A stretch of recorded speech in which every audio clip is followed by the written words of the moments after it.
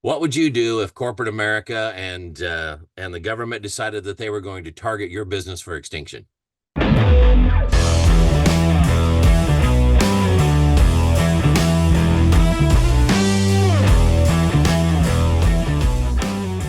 Michael Ware with Iowa Firearms Coalition. I've got a special guest with me from right here in Iowa today, Sam with Schieuerks. Would you like to introduce us, or can we introduce you to everybody so that everybody understands who you are and what you do? Yeah, Michael, thanks for having me. I am Sam, the owner of Schieuerks, like you said, right here in Iowa. I do Cerakote and laser engraving is the massive majority of my business. Um, and I've been doing this for probably, well, since about 2016 or so. So I've been in the industry for a little while now. Fantastic. So, in full disclosure, Sam and my personal business are very similar. We do a lot of custom work for people. We own our own businesses. So, uh, I certainly have a personal relate with what we're going to talk about here and some of your experiences. So, we basically led in with the idea, and it isn't just an idea, it's a regular occurrence now that if we want to call it woke America and certainly government, are both very hip on pointing a bony finger at what they think that they don't like, and then getting rid of it. So it seems as if universally, Uncle Sam's got his thumb on us quite a little bit in terms of overregulation, taxation, all these other things. And if you can suffer through all that, then you've got the Biden administration and the Department of Justice making life very, very hard on all of us. Couple that with woke America and ESG and all the things that go along with it. And it's become a very, very tough place to do business. So tell us a little bit about what your experience has been, Sam. I'd like for people, especially Iowans, to know what this means. Well, most recently, the experience that I've been dealing with is my phone service. I have a 800 number here into the shop, and people can call or text that number. And actually, it's very handy to be able to text a number. Nowadays, a lot of people, everybody wants to text, so that's been super handy. About a month ago, I got an email that said I had to verify my number for text messaging service or for there's some sort of new regulations that the government put out that everyone needs to be verified, supposedly to help with spam email. But so I went through the verification process and they had shut I couldn't text. I haven't been able to for the last month or month and a half or so. And I've gone through the whole process, had to fill out applications, major kind of pain in the butt, to be honest with you. And the other day I got an email from them that says, we can't offer you text messaging service and you don't follow our guidelines. And they linked me to the reason for that. And it turned out to be that they cannot offer text messaging to people that are involved in the firearm industry, which is extremely frustrating. And I went to their page and I found it interesting about all the other businesses and activities that they link firearms into and how they actually see it. They link it in with frauds or scams, deceptive marketing, phishing, as in PH phishing, uh, porn, adult entertainment, profanity, hate speech, illegal drugs, get rich quick schemes, and firearms. That's how they think of our businesses. That's what they're grouping us in with there. Is it okay if I hit the pause button for a minute, Sam?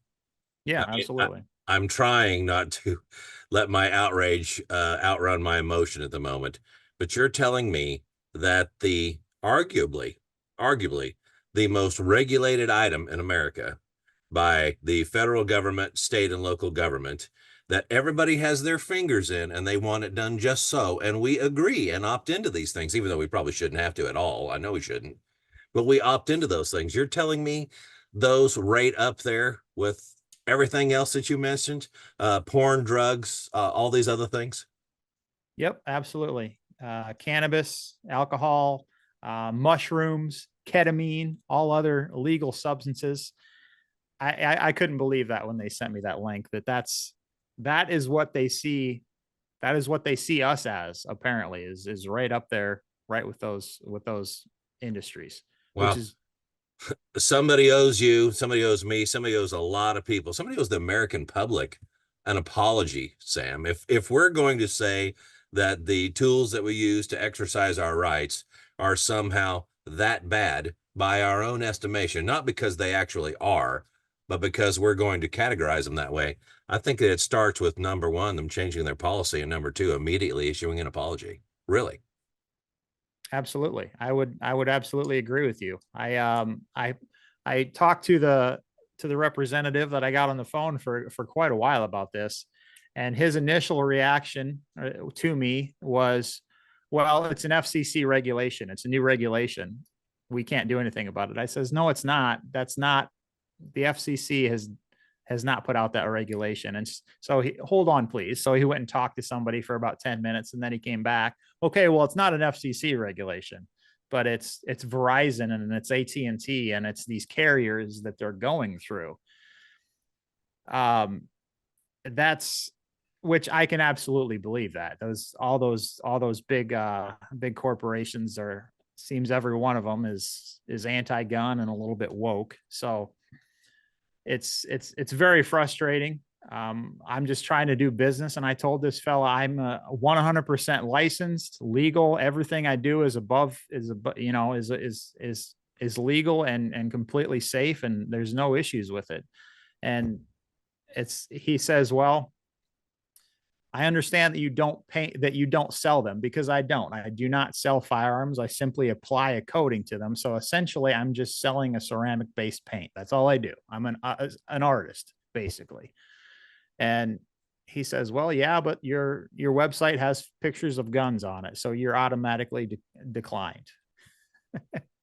It's like, how have we fallen this far in America where you're declined a service simply because you have pictures of guns on your websites? It's just insane at this point. Well, this is the retreat from truth, because he told you on no uncertain terms, if I understood what you said correctly, Sam, he told you that he didn't care about what was true of your business and what was true of what you did or didn't do. He's saying, well, it could be seen to look like this. And oh, by the way, the who cares if it does look like that?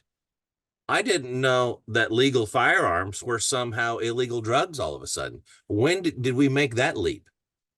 Right.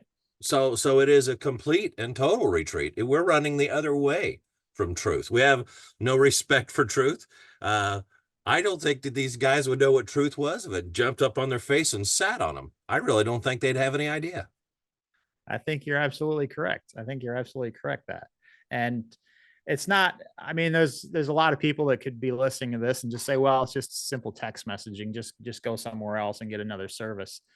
But that's not the point. And that's not the only issue and Michael, I'm sure you've run into this many times too. I've dealt with this in many other instances. Payment services have declined me, and I work out of a business or a building behind my home, and my homeowner's insurance actually canceled me and would no longer insure my home because they found out that I worked on firearms. And it took me months to find a new homeowner's insurance that would insure my house. They won't insure my garage because this is big and scary and has to do with firearms. So I have to get completely separate insurance for my garage.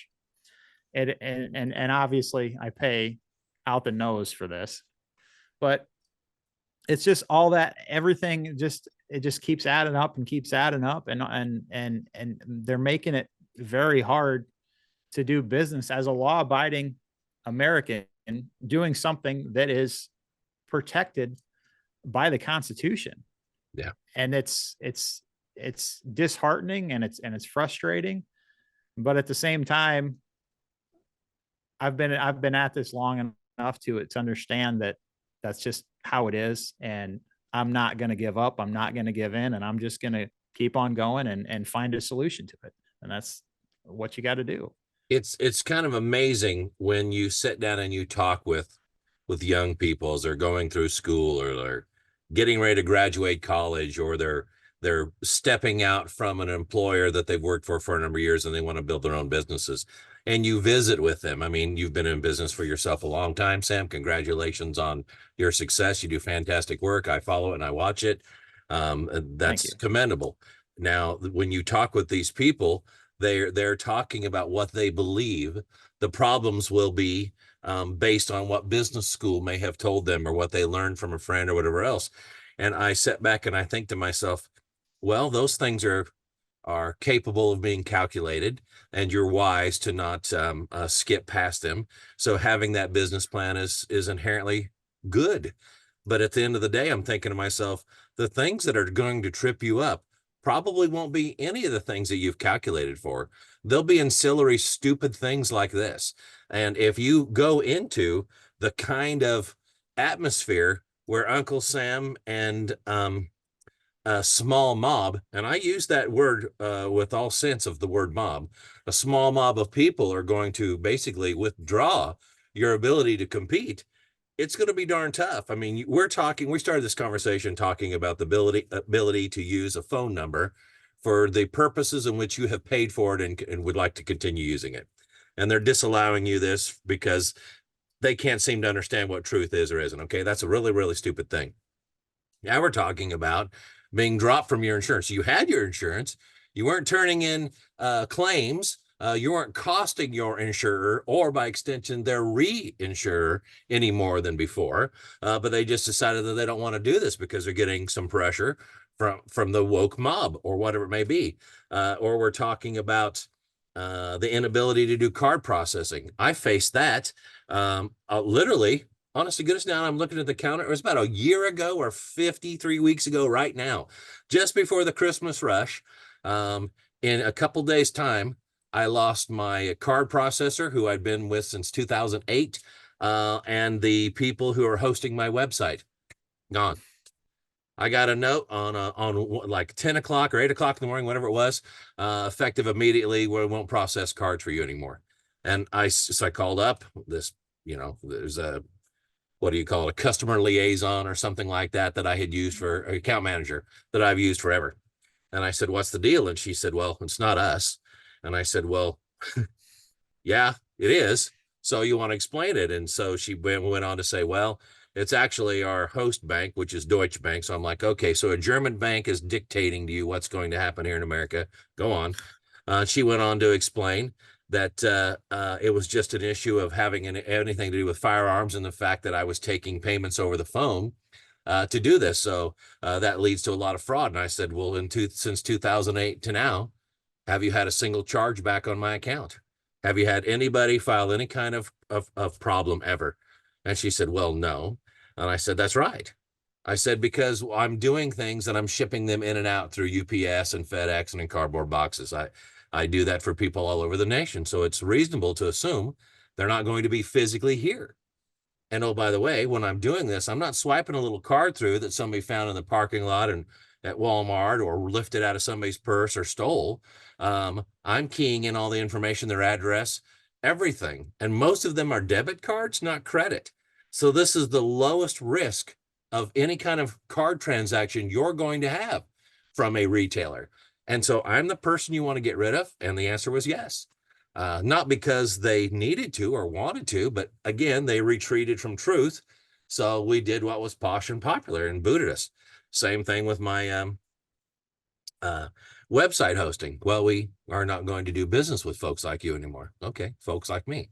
And then we got to, I don't know if you used UPS or not, but I used UPS religiously until about February of this year, when they came out with all the new policy hikes and their parting of the way on what was considered a firearm part, and everything associated with it, and made us get new accounts if we were shipping firearms or firearm parts.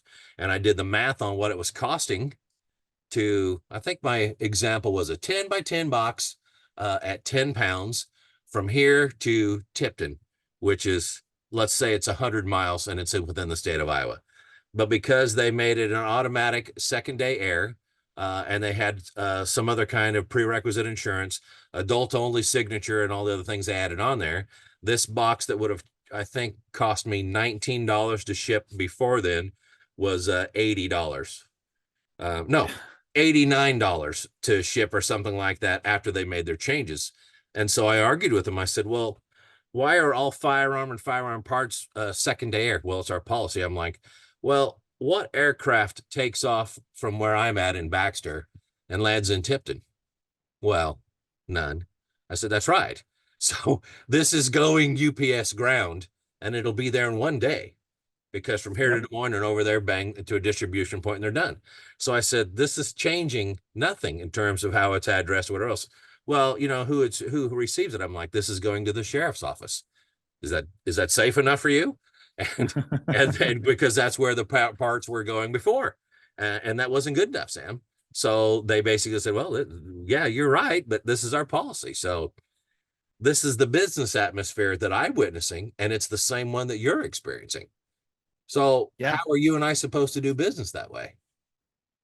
Yeah, and that's the frustrating part. We're just trying to stay, to do the right thing, do it correctly and legally, and they're just making it more and more difficult. And you said something um there that is frustrating as well. Every time you call someone on this, they says, "Well, it's not us. It's not us. It's so and so. It's our, the business above us."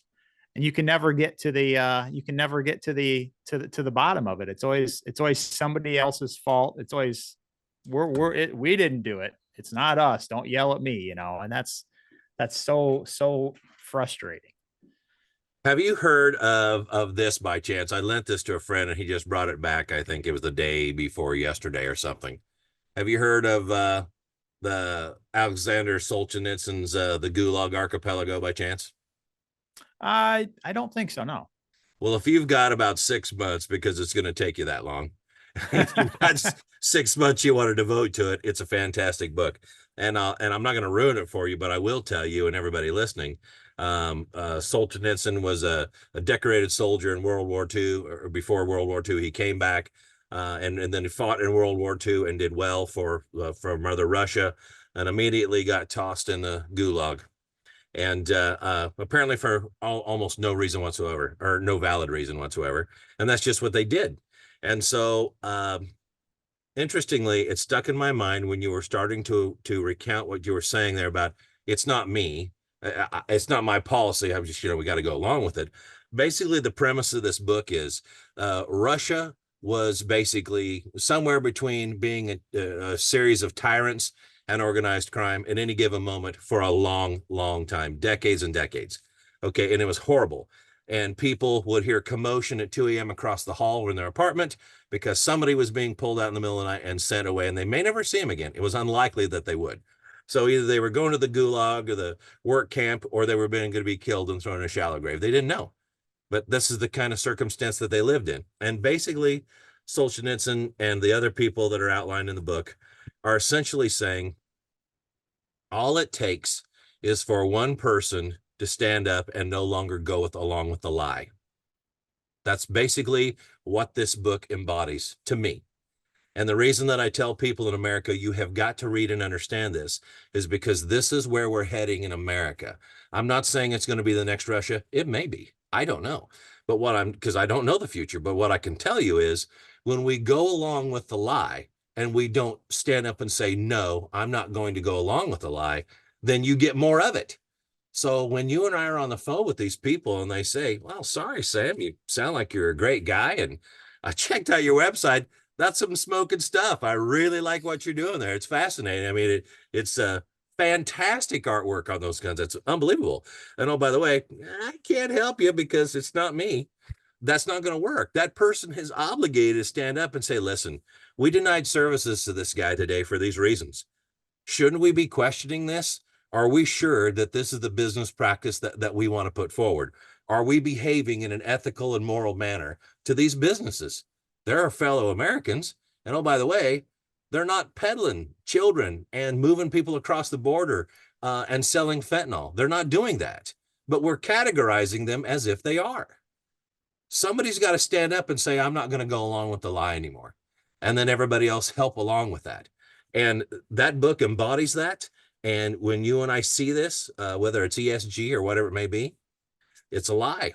And people are going along with it, Sam. And it's disheartening. It absolutely is. I'm gonna have to get the name of that book from you because I'm a big reader, and that sounds interesting. But It's tough. I It's not an easy read, but I'm telling you, it's valuable. I I couldn't agree more with what you're saying about standing up. And I've been scratching, just searching my brain, racking my brain, trying to figure out what what can we do? How can we help solve this? And I make sure, and like the fellow on the phone the other day, I says, listen, I understand that this is not your policy, but just take a minute of your day. Make sure that you tell your boss that this is wrong. This is completely not a way that you guys should be going down. And I doubt that he will bother.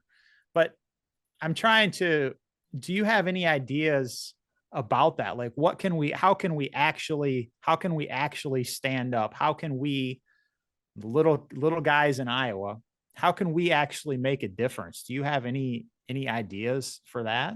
Well, it's exactly what we've touched on already that you're right about, that I think that we agree on. And when I mean we, everybody watching this has to stop going along with the lie.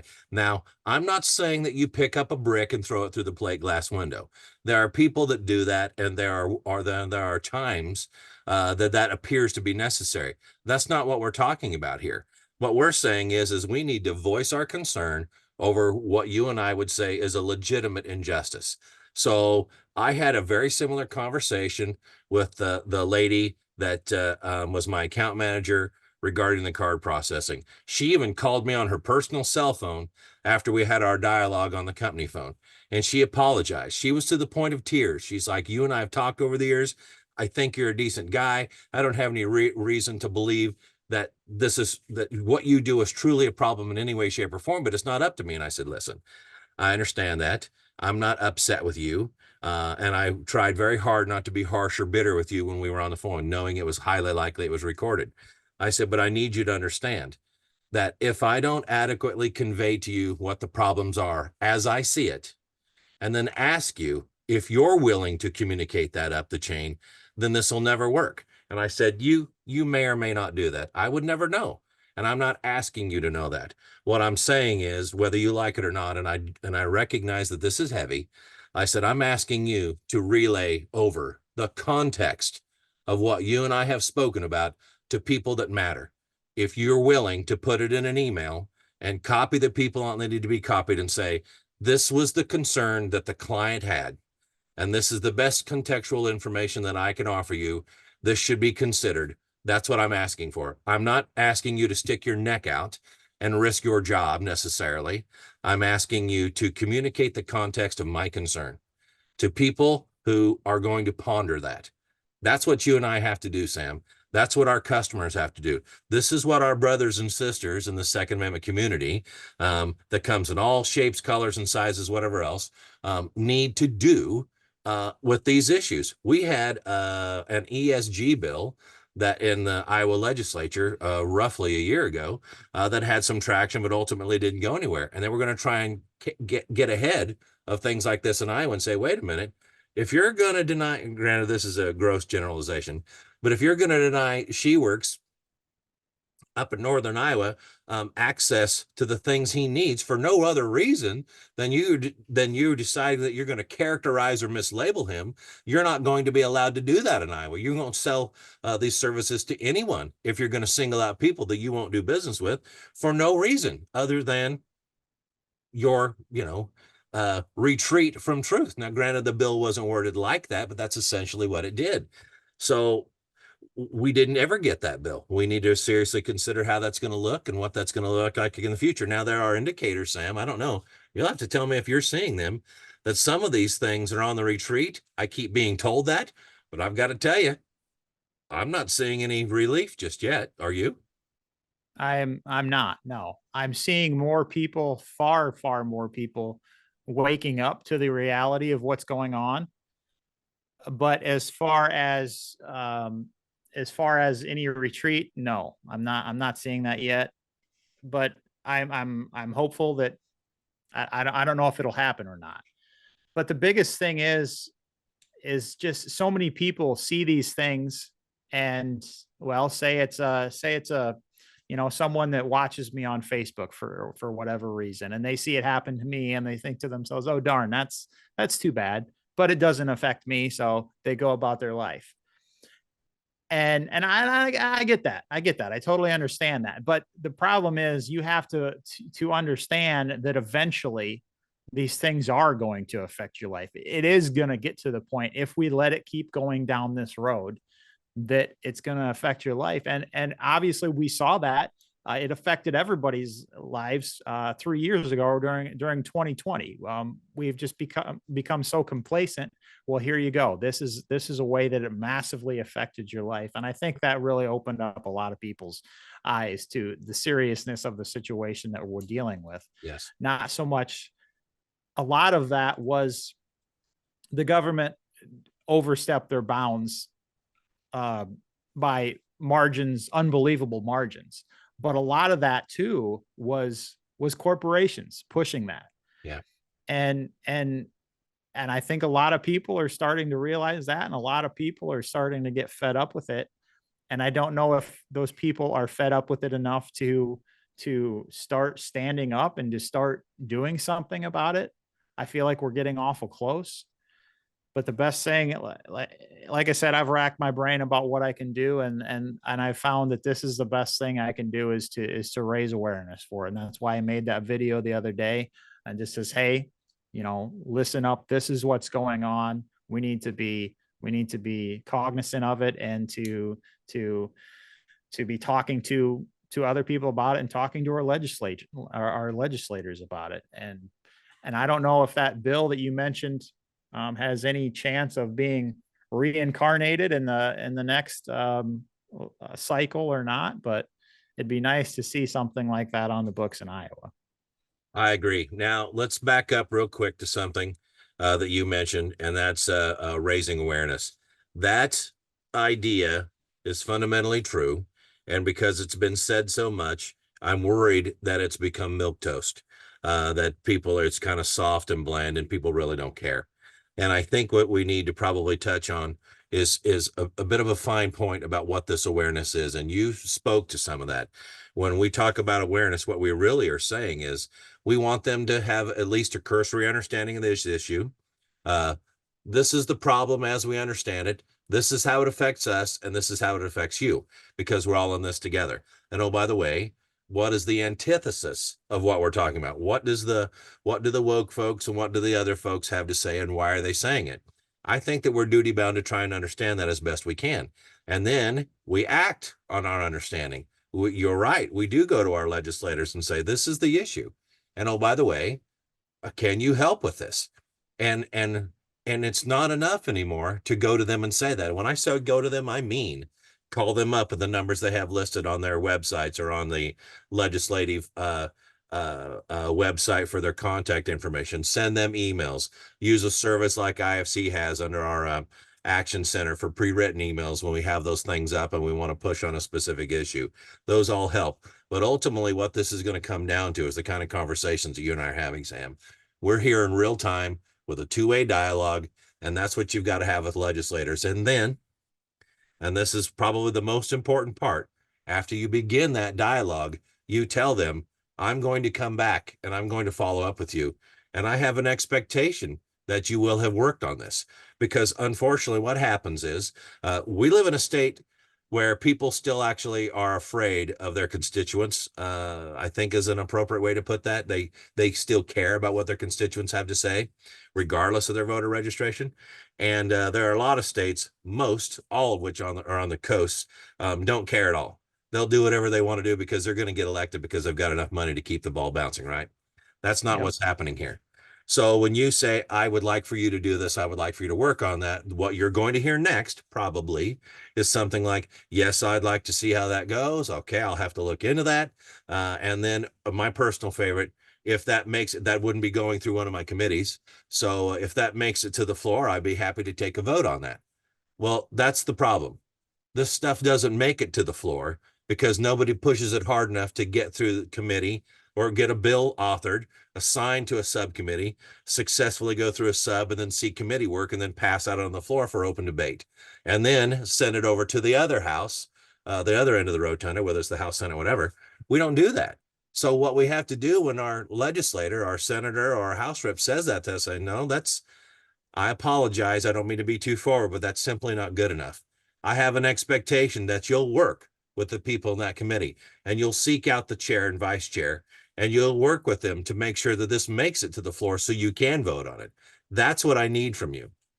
I don't need yeah, be happy to vote on it if it makes it in front of me. I don't need that. I don't need the college try. I'm looking for an outcome, and I need your help to do this. I'm your constituent, and I need this from you. If we're not willing to talk with people like that and apply some appropriate and polite pressure, then why bother? You might as well just go home and take your lumps and just accept whatever you're handed. And if that's continually living in the lie and the retreat from truth, then I guess you can't squawk about it if you're not willing to do anything. That's where we're at. Yep, absolutely. And I know so many people, myself included anymore. It's so easy to get discouraged with say, well, my vote doesn't count. My vote doesn't matter. And it's easy to think that way too when you're writing a letter or making a phone call to your congressman. But if enough of us do, that is going to make a difference. If they come into their office and their secretary or whoever says to them, boy, we had 50 calls about this specific issue today, and man, they were really fired up about it.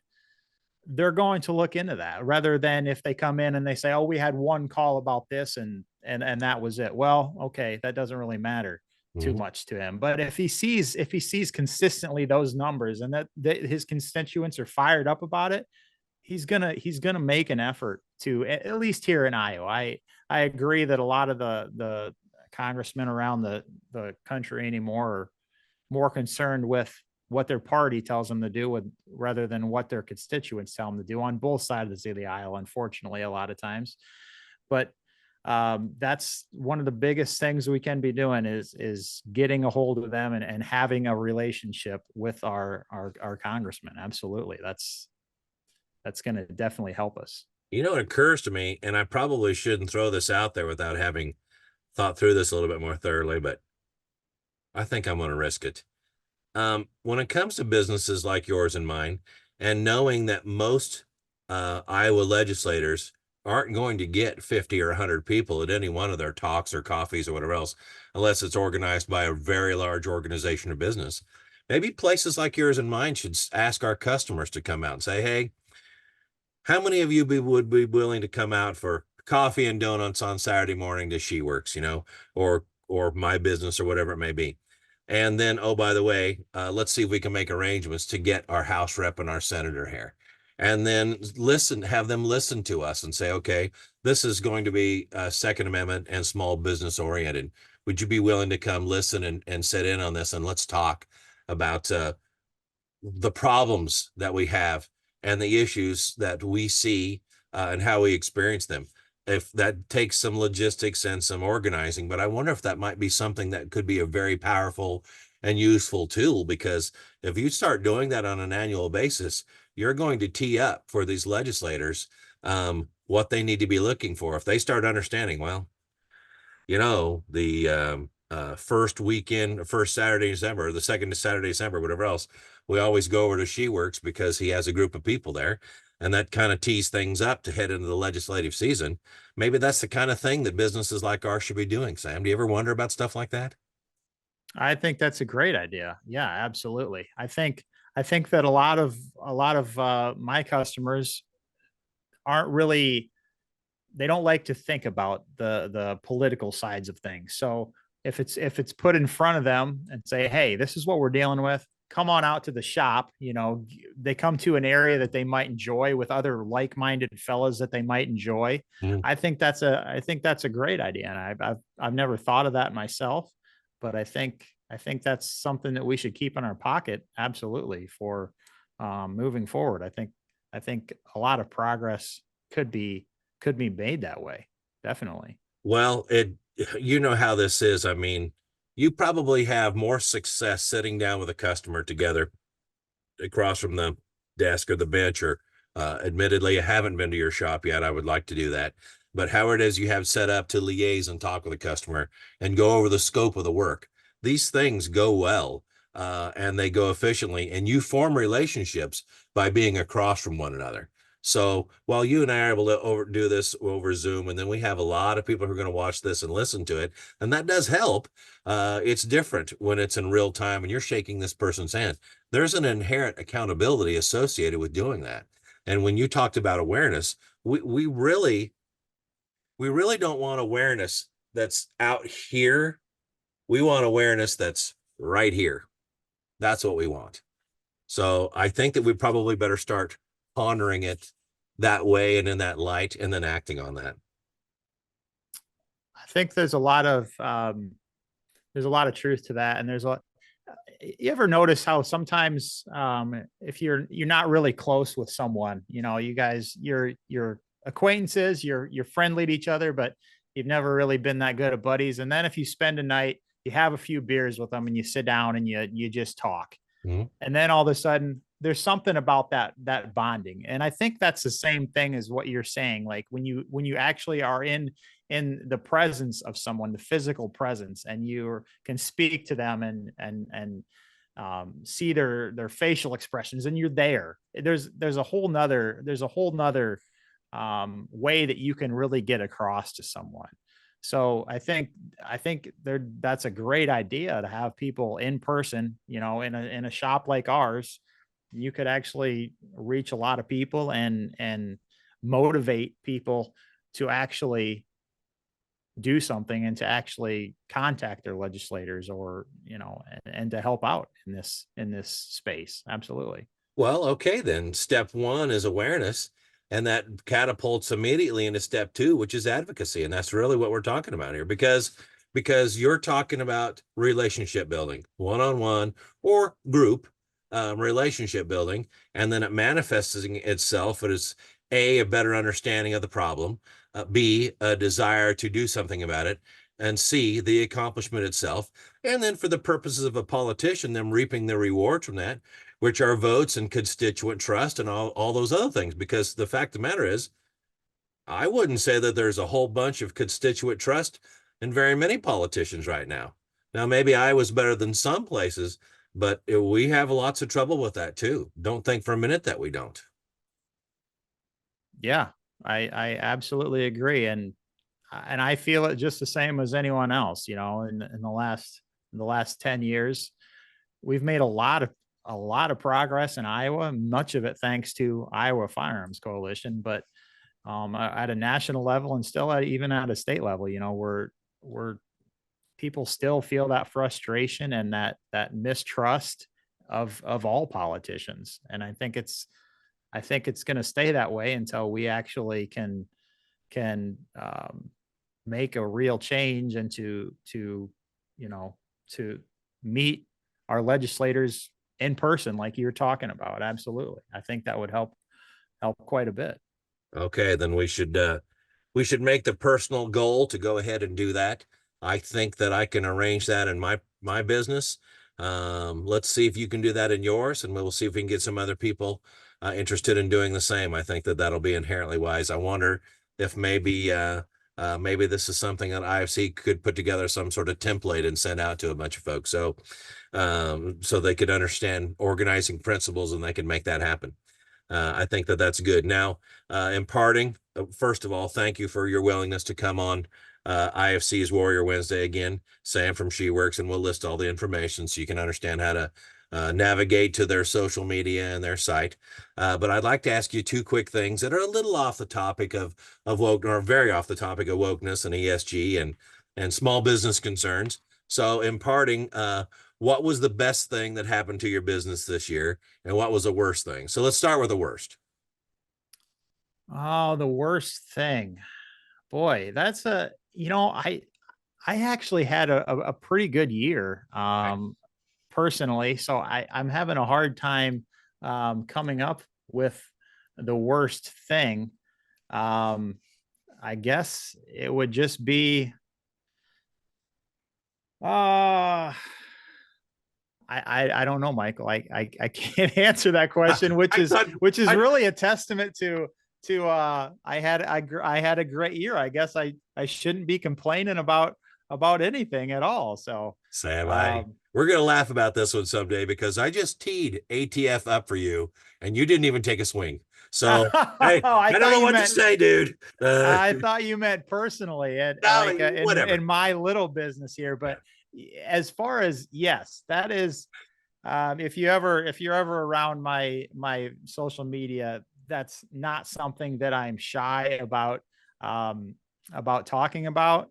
I think a lot of businesses are just because they want to toe the line and then they don't. Well, I don't want to tick them off. Well, I don't know if I'm not smart enough to do that or or what, but as far as the ATF, yes, it's very frustrating that we have to deal with this. We haven't even mentioned the ATF at this point. We've just been talking about all the other difficulties. But when you are in a business that we are, and you got the ATF breathing down your neck, a lot of people are getting shut down for forgetting to dot their I's and cross their T's. I mean, it's literally this crazy. Um, They're creating criminals. I've got no 100%. truck whatsoever with say making that statement. When you and I fill out 26 to 35 fields on a 4473 form for everything that comes through, or these things are coming in and out of our books, and there's one clerical mistake that doesn't impact anything in the grand scheme of things, or probably won't impact anything in the grand scheme of things, and that's enough to have your license revoked. And oh, by the way, you can appeal that. Oh, yeah? Who do I appeal that to? Well, you appeal the ATF decision, ATF. Oh, that sounds fair. But, it's that kind of stuff. When that happens, their ATF's creating an environment where we're trying to evade them, or we're motivated to evade them at any given moment, and you can't do that. And so instead of like, um, let's say for a minute, Sam, that you're a pilot and there was something on your post-flight checklist that you forgot, you got interrupted, there was calamity out on the tarmac, somebody was having a problem in the back, whatever else, and you forgot something, okay? And then you get home, you're like, oh, dude, I forgot to do X, Y, and Z, or this one thing, I know I didn't do that. What do you do when you're dealing with the FAA? Hey, I had this happen. I missed this. How do you want me to handle it?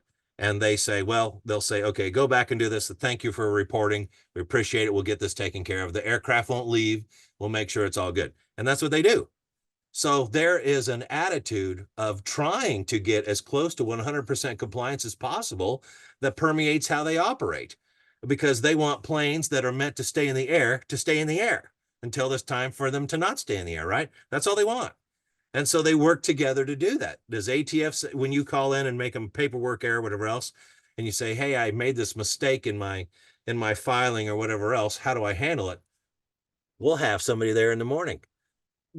I don't want to be audited. I mean, I don't want to have these kinds of weights over my head. Not that I couldn't survive an audit, but tell me how I need to make it correct for the purposes of compliance and best practices. That's not what they do. It's always gotcha. It's always get you. And Yep. that's a chasm. Instead of being working with them towards a common goal, they grow the chasm at any given moment, and they're predatory on the people that have licenses. That's just not going to work. It's a really, There's really stupid way to behave too, to be honest with you. It absolutely is. There's a business here in this side of the state that I do a ton of work for. He was just in the shop today actually, and he had someone break into his business this past summer, busted down the door, and he has an alarm system and everything, but it didn't stop them. And the ATF showed up and shut his business down for several days, treated him like a criminal, and audited his books, everything. And then a month later, did the same darn thing. It didn't happen again. They just felt like harassing him, and that's absolutely what it is. It's harassment for a lot of these places at this point. There's another big guy in the industry. He got audited this year. or last year, and he just had some small clerical errors, nothing, nothing huge. The ATF tried to shut him down, and he fortunately he was big enough that he had the money to spend on a lawyer. He ended up spending $50,000 of his money to defend himself before the ATF relented and said, okay, well, you can keep your license. And that's exactly what they're counting on, because the massive majority, I don't have $50,000 to spend on a lawyer. I don't know if you do, or the majority of other small gun shops in Iowa, they don't. And that's exactly what they're counting on, is they don't have the money to fight it. So they're just going to have to bend over and take it. And Hey, that's no way to run a government. we're back to the Gulag Archipelago by Scholzenitz again. I have talked with these IOIs. I've talked with it's usually not agents, but it's usually IOIs. And the ATF IOIs will tell you straight up, I didn't want to do that. I didn't think that these guys were bad dealers. I didn't think that they're the people out there that are trying to sell guns out the back door. That's not happening very often in Iowa. It's not happening very often in almost anywhere. But I didn't have a choice. I had to do this, or my boss was going to give me the boot. I mean, when Merrick Garland and Department of Justice says these are our brand new rules that we're going to make, and you're going to go carry them out, they're either saying either I do this or I lose my job. So now we're back to, is somebody willing to stand up and stop lying? Are we going to say no to the lie? We're not going to do it anymore. Or are we going to go along with it? And so far, the employees within ATF, by far and large, are going along with it. So this is where we're at.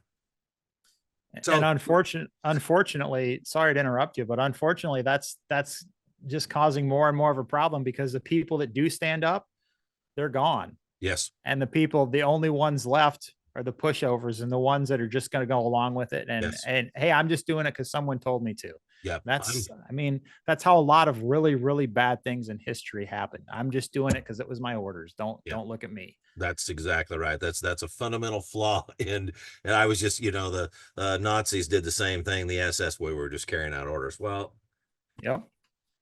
you thought that behaving that way was inherently correct? Well, no. Okay, then they're no longer orders when that happens. So you're seeing seasoned, experienced ATF agents, even some IOIs that have been there a long time, that are decent, caring people. These people are leaving. They're trying to find government work to fill out their pensions elsewhere. They want a G-level service equivalent to what they've got if they can get it, and they're moving laterally other places. So the actual expertise and the people that have experience doing the work are leaving because the environment's so untenable. So it's bad from front to back. I really wish that we had senators and House reps in Iowa that were willing to take that head on. And there might be a few. There just may. So we need to work on that too. Now, what's the best thing that happened to you this year? I'm curious. What's the best thing that happened to Schiwerks? Well, I mean, the Bruin decision was a pretty awesome. I thoroughly enjoy that whole deal and the ramifications that's coming from that. But as far as just my business, there wasn't any one thing, one massive thing that happened, but it was just a great year. As far as my actual business went, just I love talking to customers, and one of the biggest, I guess you could say the biggest thing that was this year was just connecting with customers. I don't have a storefront. Like I said, I just work out of a building off on my property, but I love when customers come in and you can actually interact with them and talk to them and get to know them on a personal level. I think it's probably not a very good answer to the greatest thing that's happened to this business, but it's just growing customer relationships and getting repeat customers and just furthering my relationship with customers and with other businesses around the state, yourself included. So that's probably the best thing so far. Well, I can understand that. I truly can. When you form valuable and lasting relationships with customers, it's great. When you can exceed a customer's expectations, that's fantastic. But I like how you approached this with an overarching altruism regarding the Bruin decision. I happen to agree that was something I didn't anticipate. I really didn't, Sam. I didn't believe that that was going to come down like that. I was somewhat hopeful that there would be a victory there, not completely, but I had no idea that they would actually do the right thing, the simple thing, the um, the nod, if not the nod, the embrace of truth. We've talked about Yep. that a lot today. It was they embrace the truth. Actually, A, B, and C are the way we're going to interpret this because this is what was intended. This was what was meant. That's what these gentlemen said. This is how they approach it, and this is how we should be doing it. And oh, by the way, these truths, what is it? These truths are self-evident. They're not malleable, is what I'm saying. And so that decision was huge. I'm with you. So in parting, Michael with Iowa Firearms Coalition, and we had Sam from Schieuerks here in Iowa. Thank you for your time today. Thank you for carving out a little bit for us. Is there anything we need to know before we part? I don't think so, but thank you very, very much for having me on. I greatly appreciated our conversation, and hopefully, yeah, I'll be staying with touch with you and IFC, and hopefully we can do some advocacy together. Fantastic. Thank you, sir. Thank you. Thank you.